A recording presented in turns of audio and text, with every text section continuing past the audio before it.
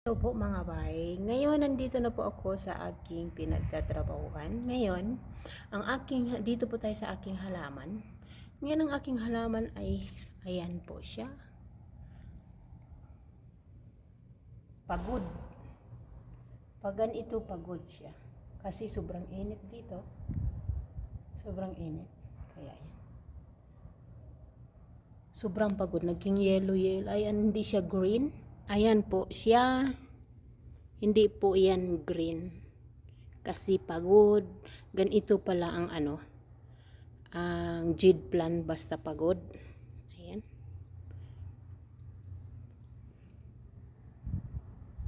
Pati yung katakataka. Ayan o. Medyo na green na nga siya.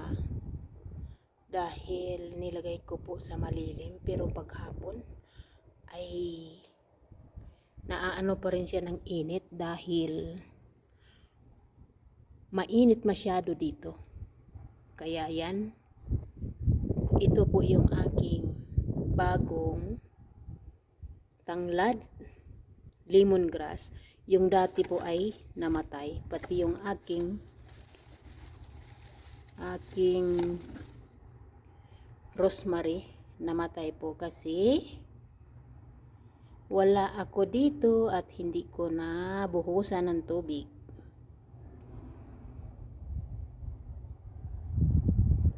Walang nagdidilig ng tubig. Kaya yan po.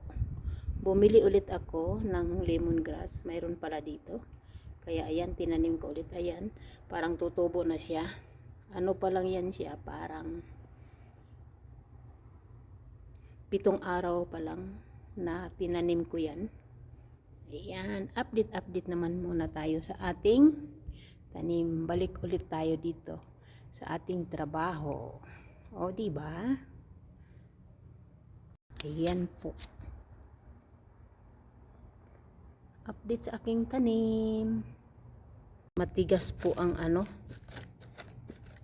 lupa na, kaya hukay-hukayin natin para lumambot naman. Tigas oh. Yan po, hinuhukay ko po yung lupa niya para lumambot naman. Yan. Himas-himasin lang muna para tumaba-taba naman siya. Gusto ko maging green ang dahon niya. Pagod kasi kaya ganyan ang kulay. At ito naman po yung aking halaman na isa. 3 buwan. 4 na buwan na to. Ayan o. Ang tagal din siyang kasi ang lupa hindi mataba. Kaya yan. Uy. Ayan. Olive. Aloe vera. Yan na yung aloe vera ko. Ayun.